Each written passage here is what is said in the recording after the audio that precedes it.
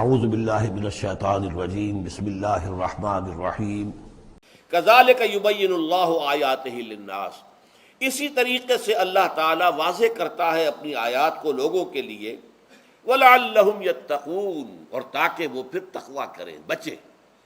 جب احکام معلوم ہو گئے اب بچنا آسان ہے، جب احکام معلوم نہیں تو اندیشہ ہے کہ کہیں کسی حرام کے اندر جو ہے وہ ملوث ہو جائے۔ جیسے کہ ایک حدیث میں آتا ہے کہ الحلال بین والحرام بین وبینہما مشتبہات، حلال کیا ہے یہ بھی واضح ہے، حرام کیا ہے یہ بھی واضح ہے، البتہ ان دونوں کے مابین کچھ چیزیں ہوتی ہیں متشابہات، پتہ نہیں حلال ہے کہ حرام ہے، تو تم بچو، ان چیزوں سے بھی بچو، اس لیے کہ اس کے اندر حرام ہونے کا اندیشہ ہے نا، لہذا ان سے بھی بچو۔ جو صریحاً حلال ہے اسی پر اکتفا کرو، جن کے بارے میں تعین نہیں ہو پا رہا ہے کہ وہ حلال ہیں، البتہ یہ بھی ثابت نہیں ہو رہا ہے کہ وہ حرام ہیں، تو ان سے یہ تقویٰ کا تقاضا ہے۔ اگرچہ قانونی اعتبار سے یہ کہا جائے گا کہ وہ مباح ہے، جس شے کی حرمت کا ثبوت ہمیں کتاب اللہ اور سنت رسول سے نہ ملے وہ مباح ہے، لیکن یہ ہے کہ تقویٰ کا تقاضا یہ ہے، قانون کا تقاضا یہ کہ مباح کو آپ اختیار کریں گے تو آپ پر گرفت نہیں ہوگی، اس لیے کہ اس کی حرمت ثابت نہیں ہے، لیکن تقویٰ کا تقاضا یہ ہے کہ آپ صرف اس شے پر اکتفا کریں کہ جس کے حلال ہونے کے لیے ثبوت اور دلیل موجود ہے۔ تو یہ ہے کہ تلک حدود اللہ فلا تقربوها کذالک یبین اللہ لکم للناس آیاتہ للناس لعلہم یتقون۔ یہ احکام ہے تکمیلی روزے کے، جس کے ضمن میں نے کچھ احادیث نبویہ کے حوالے سے بھی ان کی مزید وضاحت کر دی۔ اب آئیے تیسری بات، روزے کا اصل حاصل کیا ہے؟ اب پہلی آیت پر ہمیں توجہ دینی ہوگی، یا ایھا الذین آمنوا کتب علیکم الصیام، اہل ایمان تم پر روزہ فرض کیا گیا، لکھ دیا گیا، طے کر دیا گیا، اگرچہ جیسا کہ میں نے عرض کیا یہ ابتدائی حکم ہے اور اس میں وجوب علی تخییر وہ بعد میں آ چکا دوسری آیت میں، کما کتب علی الذین من قبلکم، جیسے کہ یہ فرض کیا گیا تھا ان پر جو تم سے پہلے تھے، یعنی یہود اور نصارہ، ان پر بھی یہ روزہ جو ہے یہ فرض تھا، البتہ احکام مختلف ہو گئے، جیسے جمعے کا دن اور جمعے کو چھوڑ کر یہودیوں نے سبت کا دن اختیار کیا، عیسائیوں نے جو ہے وہ سنڈے کو اختیار کر لیا، لیکن احکام میں فرق ہے۔ وہاں پورے سبت کے دن، ہفتے کے دن کاروبار دنیاوی مطلقاً حرام، لیکن ہمارے ہاں شریعت کے اندر آسانی پیدا کی گئی کہ صرف جمعے کی اذان سے لے کر نماز ادا ہو جانے تک وہ حرام ہے، لیکن باقی یہ ہے کہ اس سے پہلے بھی اگر کرو اور بعد میں جب فَإِذَا قُضِيَتِ الصَّلَاةُ فَانتَشِرُوا فِي الْأَرْضِ وَابْتَغُوا مِن فَضْلِ اللَّهِ، جب نماز ادا ہو چکے تو جاؤ، منتشر ہو سکتے ہو زمین میں اور اللہ تعالیٰ کے فضل کو تلاش کر سکتے ہو۔ تو اسی طریقے سے اگرچہ حکم روزہ جو ہے وہ تو سابقہ امتوں میں بھی تھا، لیکن یہ اس کے احکام جو ہیں ان کے اندر تغیر و تبدل ہے۔ کتب علیکم الصیام کما کتب علی الذین من قبلکم لعلکم تتقون، تاکہ تمہارے اندر تقوی پیدا ہو جائے۔ اب یہ ہے حکمت صوم کی پہلی آیت۔ تقوی کسے کہتے ہیں؟ بچنا۔ کس چیز سے بچنا؟ اللہ نے جو چیزیں حرام کی ان سے بچنا، اللہ کے احکام کو توڑنے سے بچنا۔ دیکھیے یہ لفظ جو ہے اس کا مادہ ہے وا، قاف اور یا، وقا۔ وقا یقی کے معنی ہے کسی کو بچانا۔ ہم دعا مانگتے وقنا عذاب النار، اے اللہ ہمیں آگ کے عذاب سے بچا لے، لیکن اتقا بنتا ہے باب افتعال، واو تے میں شامل ہو گئی تو اتقا، اور اسی سے تقوی ہے۔ تقوی کے معنی کیا ہے؟ بچنا، خود بچنا۔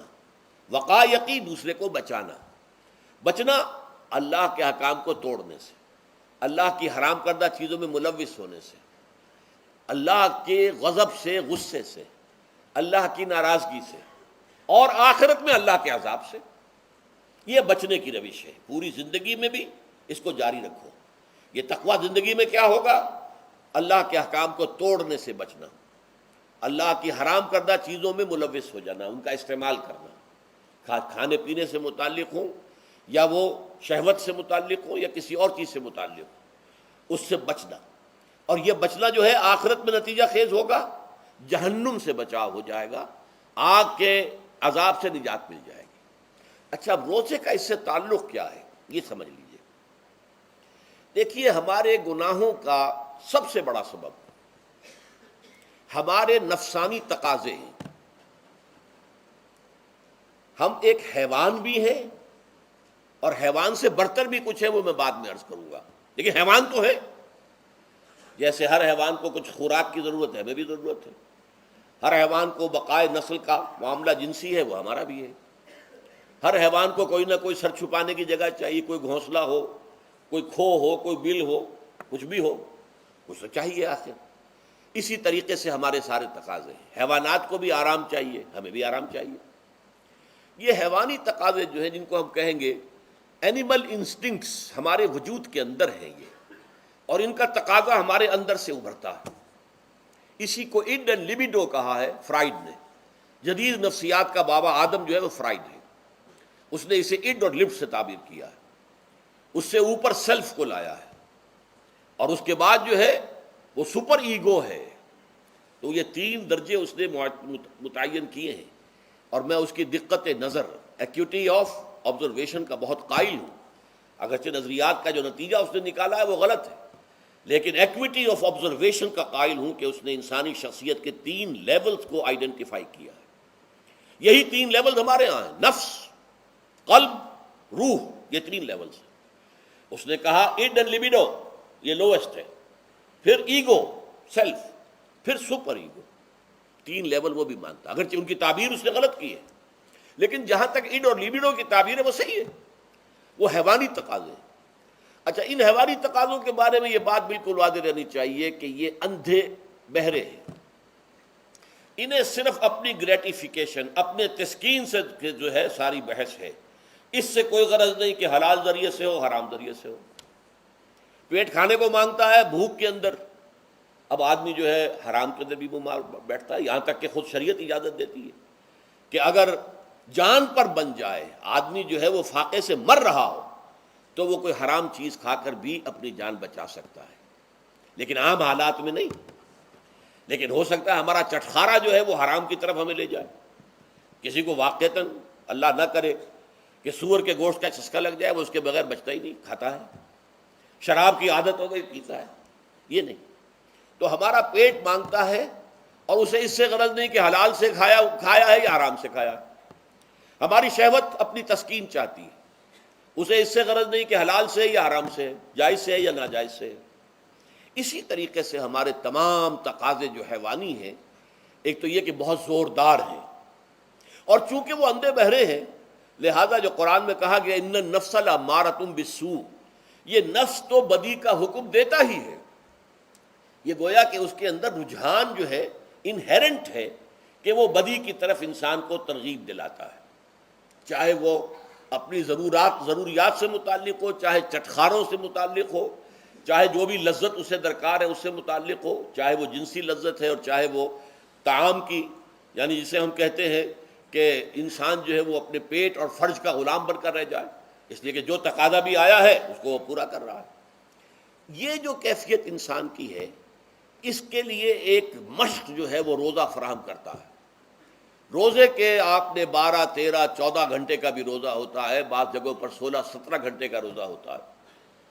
اس عرصے میں آپ اپنے نفس کو حلال چیزوں سے بھی روکے رکھتے ہیں.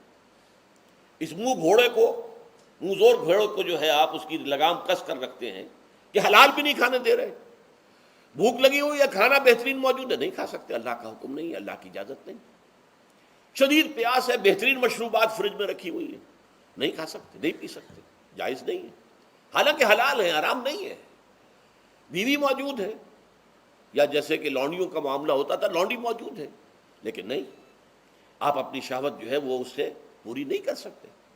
یہ پابندیاں نفس کے اوپر لگانا یہ ایک مشق ہے، یہ ایک ریاضت ہے. اس ریاضت کا حاصل یہ ہونا چاہیے کہ انسان بقیہ 11 مہینوں میں اپنے آپ کو حرام سے تو بچائے نا. یہاں وہ حلال سے رکا ہوا ہے اللہ کے حکم سے کہ حلال چیز بھی نہیں کھا رہا، دن بھر نہیں پی رہا، دن بھر نہیں اپنی کوئی شہوت پوری کر رہا، دن بھر حلال ذرائع سے بھی. تو اس سے اس کے اندر یہ ایک اس کو ہم کہیں گے سیلف کنٹرول پیدا ہو جائے، اپنے نفس کو قابو میں کر لے. یہ گویا کہ اس کا سب سے پہلا اس روزے کی ریاضت، روزے کی مشق کے حوالے سے یہ اس کی حکمت ہوئی کہ اس سے کے ذریعے سے انسان میں سیلف کنٹرول پیدا ہونا، ضبط نفس۔ یہاں پہ تھوڑی سی میں وضاحت کر دوں، رہبانیت کے اندر آپ کو معلوم ہے کہ سیلف اینیہیلیشن، انگریزی الفاظ جو ہیں وہ زیادہ بعض لوگوں کے لیے واضح ہوں گے، نفس کشی، نفس کو کچل دینا، ختم کر دینا، مار دینا، یہ رہبانیت میں ہوتا ہے، اسلام میں نہیں۔ اسلام کا نظام بڑا متوازن ہے۔ ان لنفسک علیک حقا وان لزوجک علیک حقا وان لزورک علیک حقا۔ حضور نے فرمایا دیکھو تمہارے نفس کا بھی تم پر حق ہے، اسے مناسب حد تک آرام دینا بھی تمہارے ذمے ہے، اسے غذا بہم پہنچانا بھی تمہارے ذمے ہے۔ فرق صرف کیا ہے، حلال سے ہو حرام سے نہ ہو۔ اس کی شہوت کو پورا کرنا بھی تمہارے ذمے ہے، فرق صرف کیا ہے، جائز راستے سے ہو حرام سے نہ ہو۔ اس کا نام ضبط نفس ہے، سیلف اینیہیلیشن، نفس کو کچل دینا۔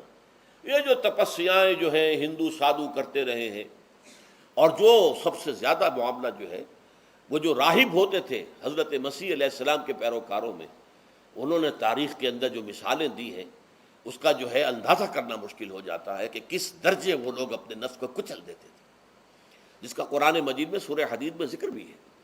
اکثر لوگ تو پابندی نہیں کر سکتے تھے، اپنے اوپر پابندیاں لگانے کے بعد غلط راستوں پر بھی چل پڑتے تھے، لیکن جو لوگ ان پابندیوں کو نبھاتے تھے وہ کس انتہا تک جاتے تھے۔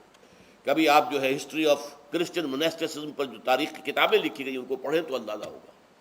مولانا مودودی نے تفہیم القرآن میں اس کا کچھ حوالے دیے ہیں، اور واقعہ یہ کہ رونگٹے کھڑے ہو جاتے ہیں انسان پر کہ اس درجے میں انہوں نے اپنے نفس کو کچلا تھا۔ ہمارے صوفیہ کے ہاں بھی بعض ایسی روایات صحیح ہیں یا غلط ہے بیان کی جاتی ہیں، لیکن اسلام کا اصل معاملہ کیا ہے، توازن، اعتدال۔ تمہارے نفس کا بھی تم پر حق ہے، ان لنفسک علیک حقا، تمہاری بیوی کا بھی تم پر حق ہے، وان لزوجک علیک حقا، اور تمہارا جو بھی کوئی ملاقاتی آئے، کوئی دوست ہے، اس کا بھی زورک علیک حق، زیارت کرنے کے لیے کوئی آیا اس کا بھی حق ہے، ان کے حقوق ادا کرو۔